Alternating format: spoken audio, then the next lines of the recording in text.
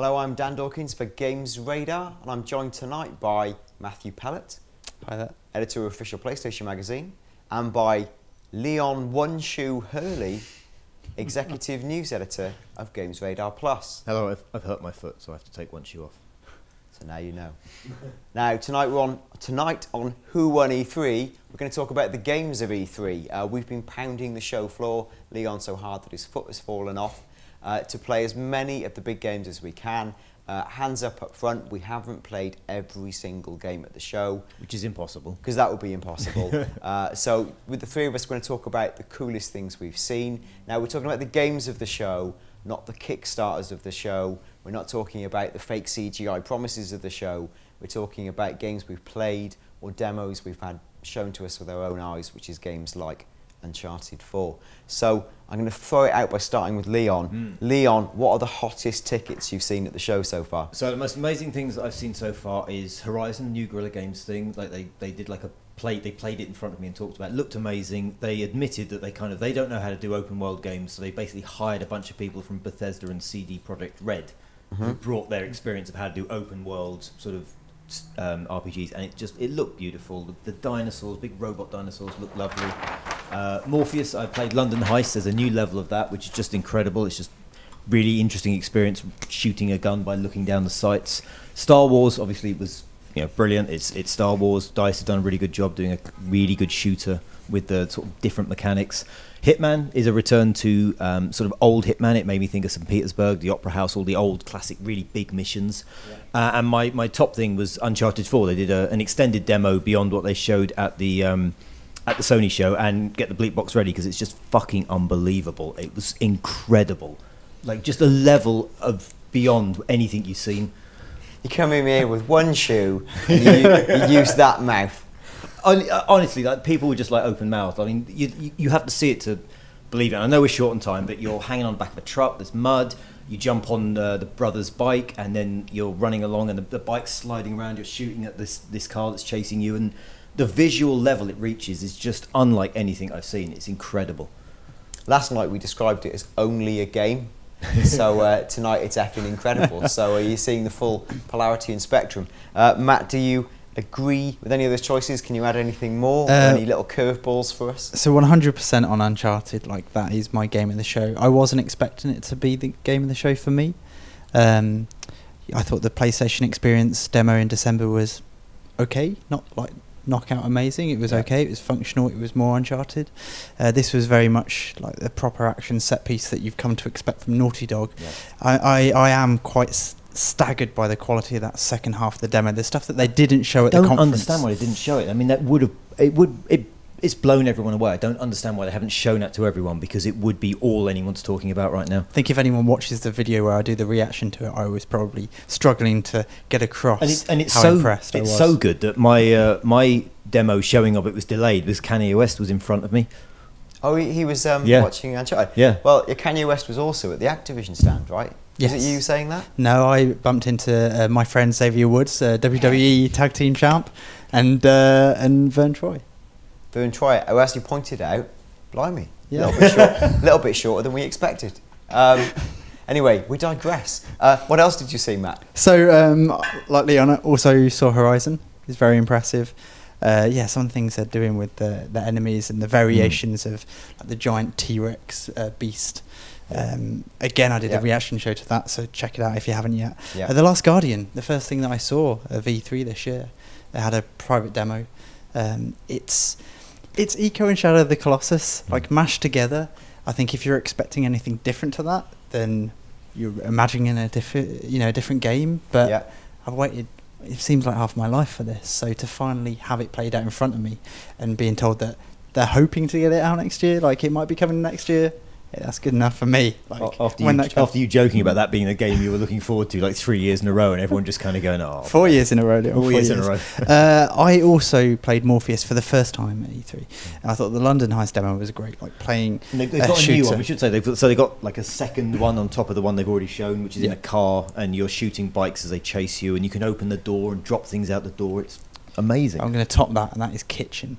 Kitchen is the Silent Hills of E3 2015.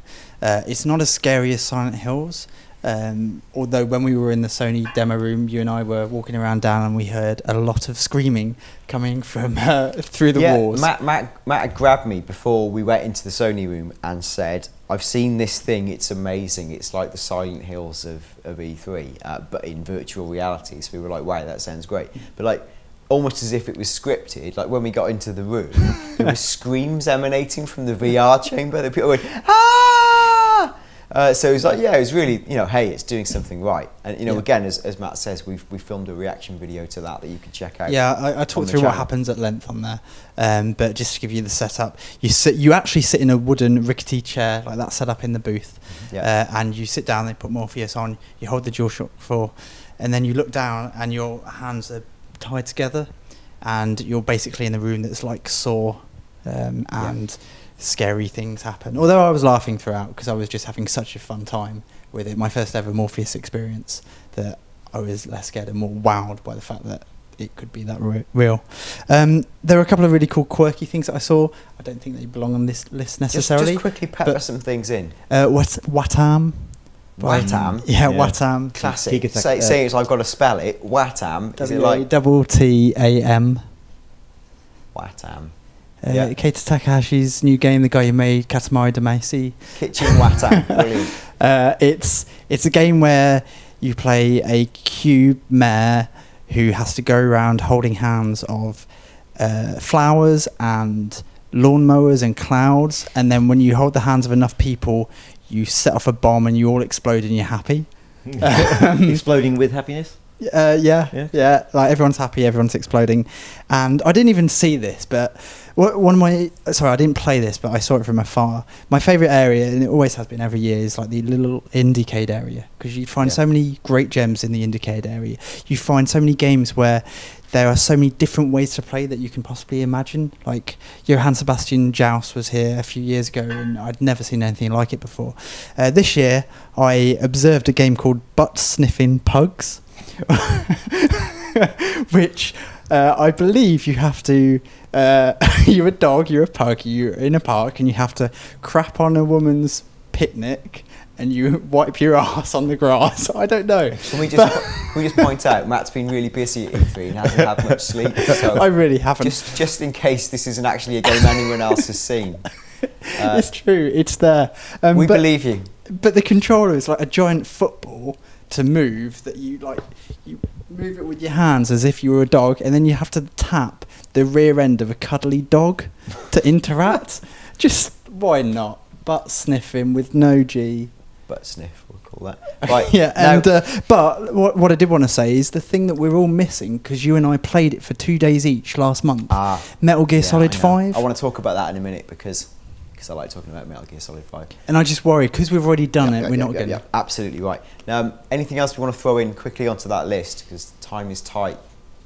No, I think that's my top 5 stands. Is there anything else to add to that list? No, like Destiny expansion was great, but it feels a bit of a cheat. It's what Destiny is, right? Like, brilliant, but Destiny. I will add stuff I have played on Xbox. I played Cuphead, right? Oh, that looks so good. Yeah, it's amazing, right? Like, it's amazing in a different way to a lot of these big production games.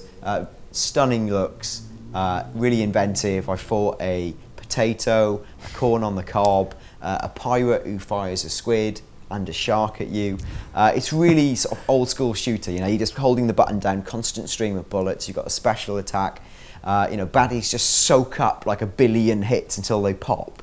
So in a way, it feels a little bit woolly and imprecise, but just for the sounds and the look, that's a really cool twitch shooter with a brilliant aesthetic. I'm putting that down because it sounds almost like we're creating a kitchen unit. Kitchen, Cuphead, and a butt sniff. Why not? And a Watam. That again sounds like some kind of cooking device. I'll tell you what, 2 more things very quickly just to throw in. Yeah. Deus Ex. Yeah. Yeah, that was good actually.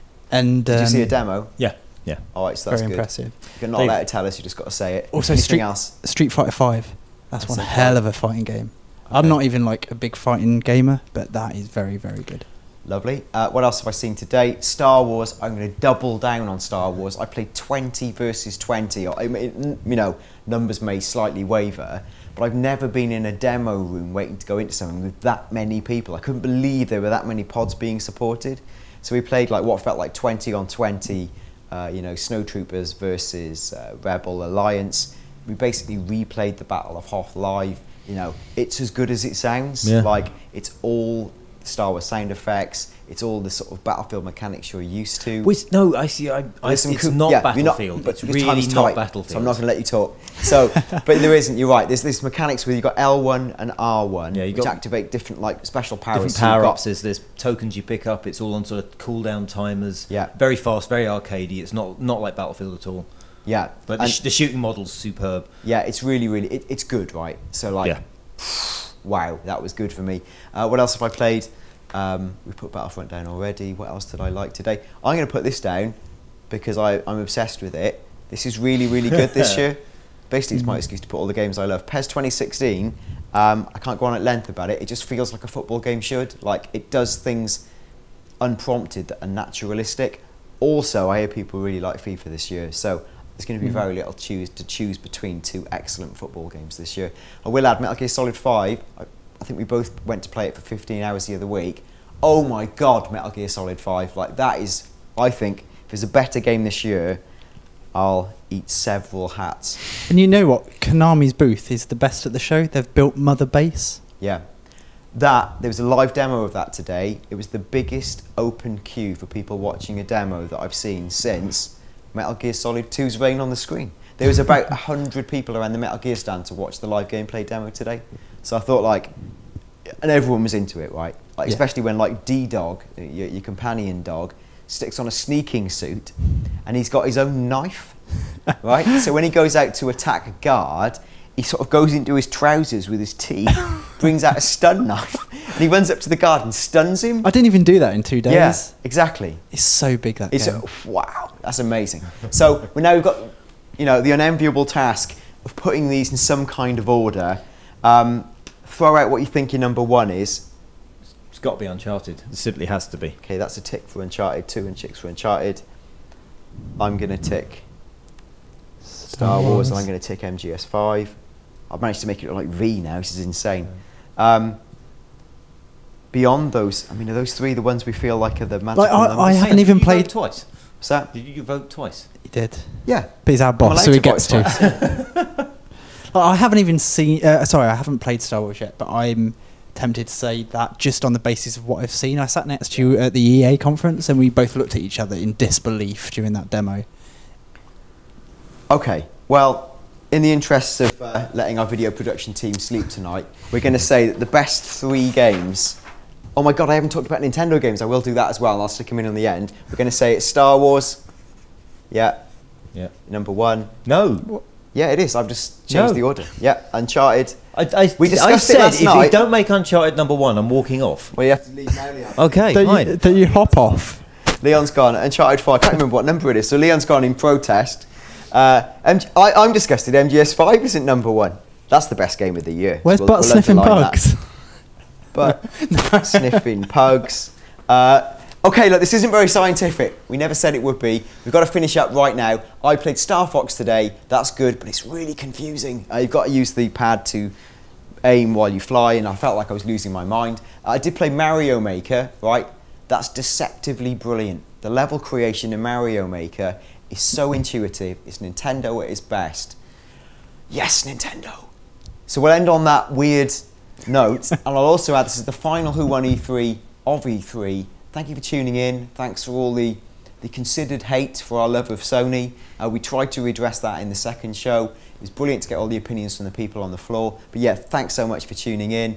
Sub to the channel for more hands-on, and from us in now sunsetting LA, goodbye.